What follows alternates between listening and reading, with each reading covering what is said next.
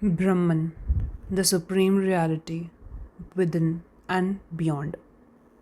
Talking about Brahman is not like explaining a concept in science or philosophy. It's more like trying to describe the ocean with a cup of water. So, what is Brahman?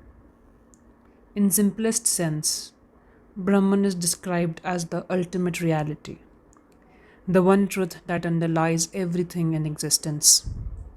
It's not a god in a human form or a being with specific traits.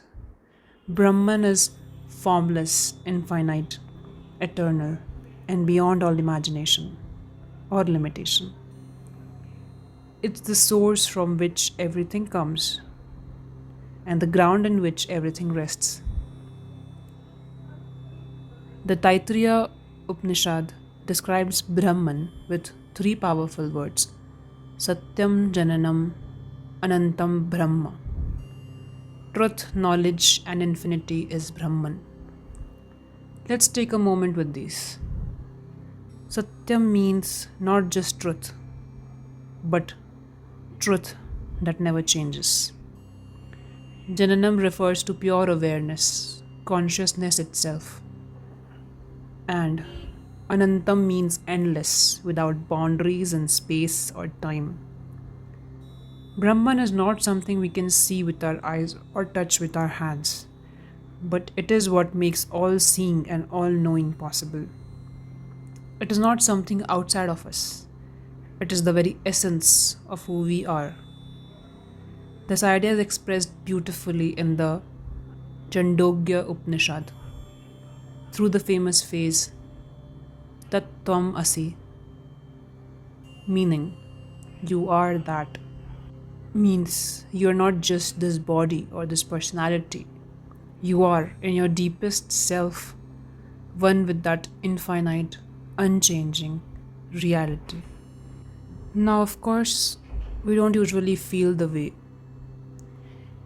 In daily life, we identify with roles: student, parent, employee, artist. We think, I am this person with this name, this story, and yet, deep within all those identities, there is something more stable, more silent, a witness, a presence that doesn't come and go. The Bhagavad Gita takes this idea further by bringing Brahman into the context of life's challenges. In chapter 10, Lord Krishna tells Arjun, I am the self, Arjun, dwelling in the hearts of all the beings. Here, Krishna is not just speaking as a divine figure, he is pointing to the universal self that lies in everyone. In other words, the same consciousness that animates you animates all the living beings. The separateness we feel is an illusion created by our minds. Later in Gita, Krishna also says, I am the basis of the impersonal Brahman.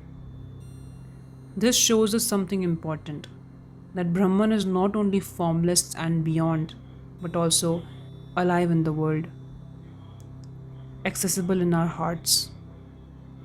In Gita, we are reminded that the divine is not distant, it walks with us, breathes through us, and guides us from within. Now let's pause and reflect. Why does this matter to us in real life? Because most of our sufferings come from a sense of disconnection, feeling separate from others, from nature, from meaning, and sometimes even from ourselves. The teaching of the Upanishads and the Gita gently points us back home, to a place where we realize that underneath all the differences, we are deeply connected. The Brihad Upanishad tells us, Sarvam Khalvidam Brahma.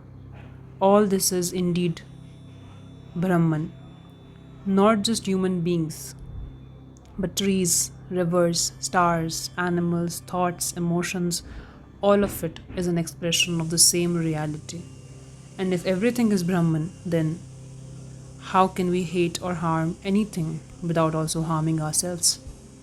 Let me offer a metaphor that helps make this clearer. Imagine a gold necklace, a gold ring, and a gold coin They all have different shapes, different names, different uses, but what are they really? Just gold. The form can change, but the essence remains the same. In the same way, we might look different, act different, believe different things, but the essence, the Brahman, is the same in all of us. That's why spiritual growth is not about becoming something new, it is about remembering what we already are. At this point, some might wonder, if Brahman is beyond all form, why do we worship gods like God with the name and images like Shiva, Vishnu, Krishna, or Devi? The answer lies in how human beings relate to the world. We live in a world of form, and our minds grasp things more easily when they have shape or story. The different gods and goddesses in Hinduism are not separate from Brahman, they are doorways, helping us connect to the divine in a personal, meaningful way. And as we mature in our practices, we begin to see that every form points back to the formless. All rivers lead to the same ocean. Now, the Upanishads also give us a powerful way of approaching Brahman through a process of inquiry.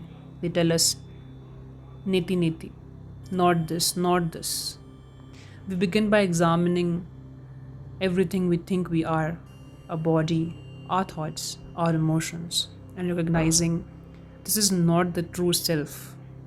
We keep going deeper until what remains is beyond thought, beyond description, but undeniably present. This is not about rejecting the world, it's about seeing the world as it truly is, a play of forms resting in something changeless. Before I end this, I want to leave you with something, a verse that summarizes the heart of this entire teaching. Ayam Atma Brahma. This self is Brahman. You don't have to go anywhere to find it. You don't have to wait for a special moment. You only need to become still, turn inward, and listen. Brahman is not something you will see with your eyes. It is what allows you to see. It is not something outside to be reached. It is the truth of who you are when everything else falls away. So we move through our lives with all their joys and hardships. May we remember, beneath the noise, beneath the fear, beneath the constant movement of the mind, there is a stillness, a presence that is always there. That stillness is not separate from the universe. It is the universe, and it is you. Om Tat Sat. Namaste.